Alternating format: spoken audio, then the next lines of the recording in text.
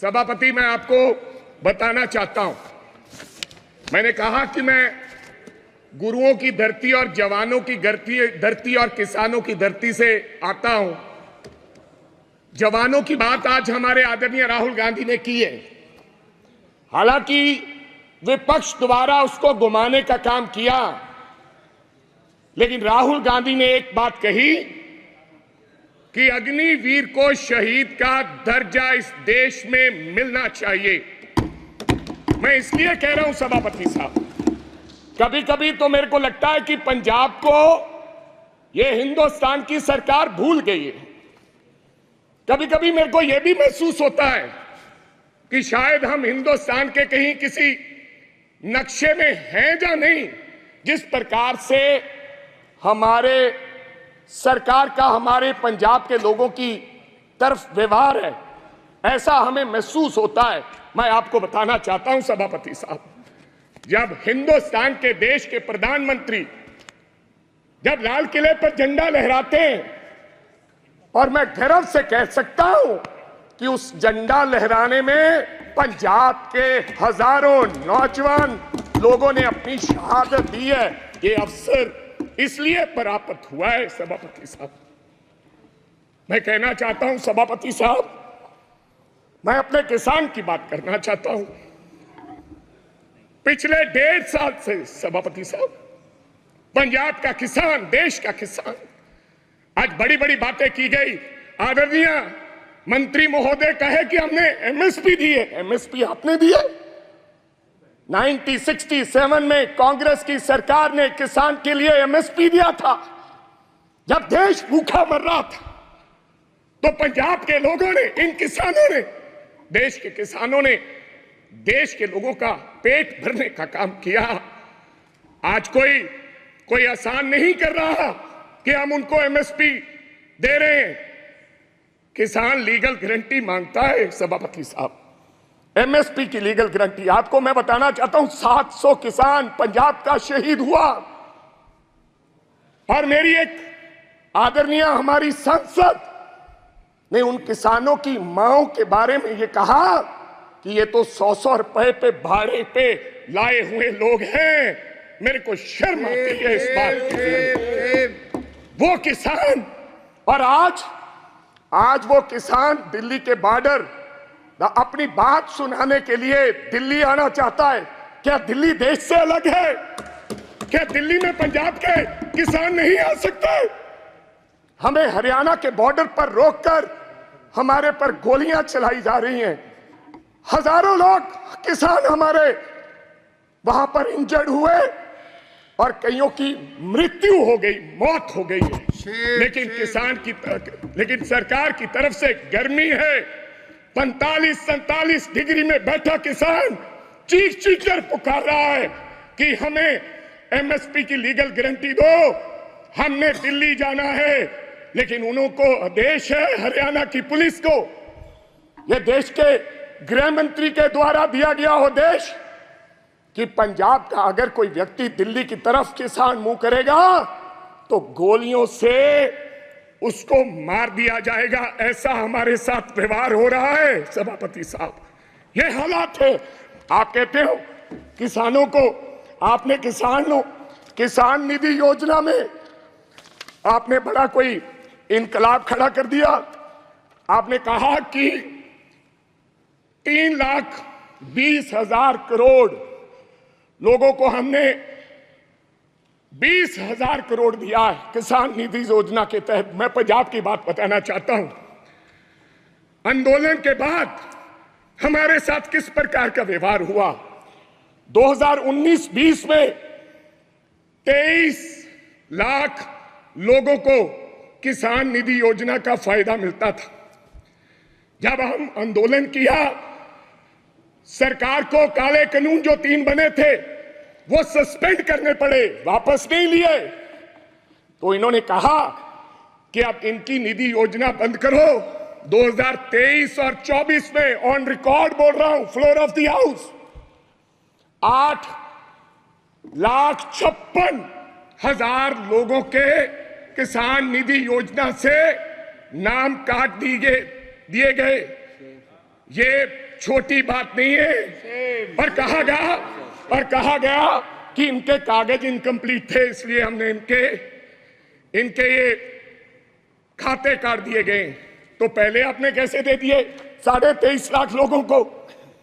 मैं चलो ज्यादा कुछ ना कहते हुए मैं आगे एक बात और करनी चाहता हूं सभापति साहब। ये किसान का हाल है।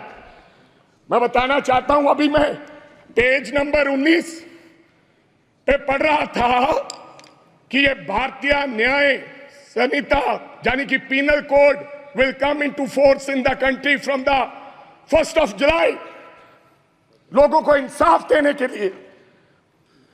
और देश के गृह मंत्री ने लॉ एंड ऑर्डर की बात कही कि पंजाब में लॉ एंड ऑर्डर की स्थिति ठीक नहीं है। आज से 4-5 महीने पहले मैं आपको ये कहना चाहता हूं, आप लोगों को जस्टिस देने के लिए ये लॉ लेकर आ रहे हैं। आप कभी पाकिस्तान की बात करते हैं, कभी चाइना की बात करते हैं, कभी कुछ और कहते हैं, लेकिन मैं आज इस सदन में एक बात कहनी चाहता हूं। सभापति साहब, हमारा एक साथी था, उसका नाम था सिद्धू मूसेवाला।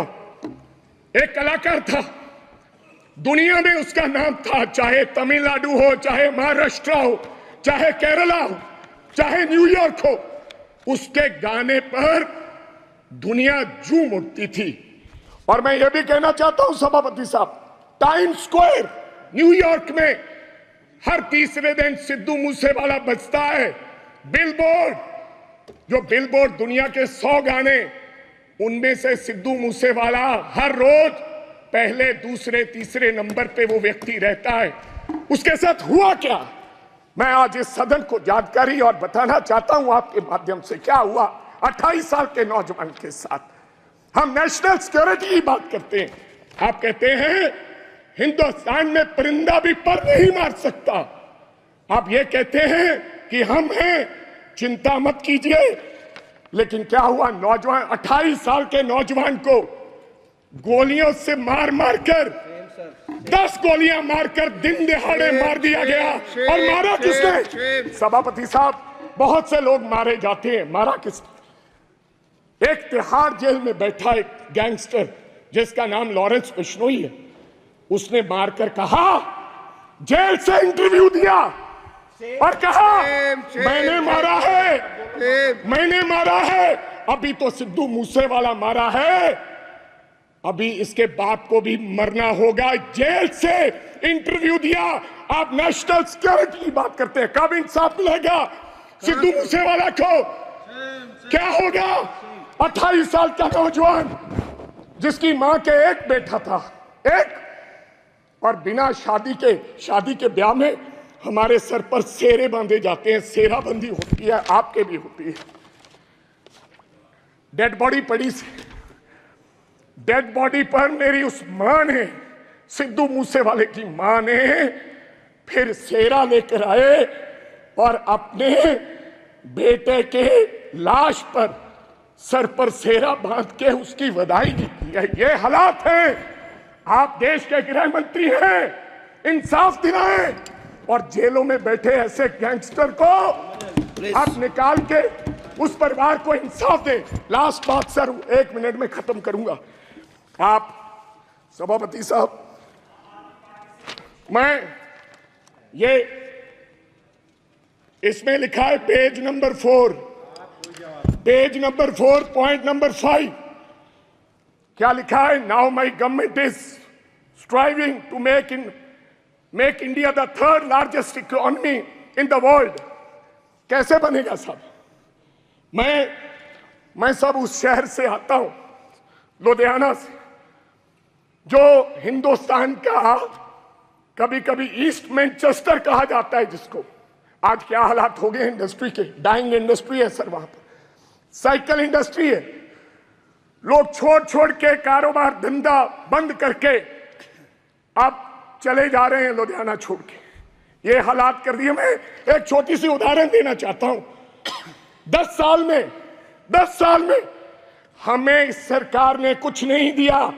अगर दिया है हिंदुस्तान की सरकार ने लुधियाना को, सबसे बड़ा शहर है पंजाब का, तो कोई खड़ा होकर व्यक्ति बता दे कि हमने ये दिया है। मैं क्या कहना चाहता हूं कि एक साइकिल इंडस्ट्री है साहब, या तो चाइना में साइकिल बनता है या पंजाब में साइकिल बनता है। चाइना में साइकिल की प्रोडक्शन क्या है, आप हैरान हो जाओगे। आप मेक इन इंडिया की बात करते हो, 28 से 30 करोड़ एक साल की चाइना प्रोडक्शन करता है, एक साल की 28 से 30 करोड़। लेकिन लुधियाना क्या प्रोडक्शन करता है, 2.5 करोड़। क्यों, वजह क्या है? हमारा साइकिल 3500 रुपए का शुरुआत में बिकता है, लेकिन चाइना का साइकिल $300 से शुरू होकर 2 लाख में बिकता है। इसका कारण क्या है? Make in India, make in India, wrong policies. जब तक ये रॉन्ग पॉलिसीज हैं, समाप्त कीजिए, समाप्त कीजिए, तब तक हमारा देश तरक्की नहीं कर सकता। कैसे तरक्की करेंगे? आपकी रॉन्ग पॉलिसीज की वजह से आज हमारी इंडस्ट्री, जो लुधियाना की इंडस्ट्री है, उसके ये हालात हो गए।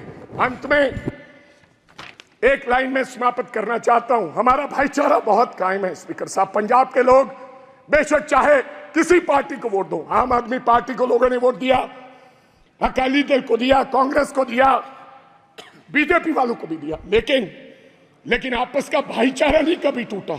इस बार पहली बार राम जी के नाम पर, भगवान राम के नाम पर, भगवान हमारे भी हैं इनके, और भगवान ने बता दिया अयोध्या से ये संदेश दिया पूरे देश भर में कि राम भगवान बीजेपी के नहीं है। उन्होंने ये संदेश दिया। लास्ट मैं एक सेकंड पहले बोल रहे हैं, बोलो सभापति साहब, मैं एक नारे के साथ अपनी बात खत्म करूंगा। बस एक लाइन में खत्म कीजिए सर, एक सेकंड।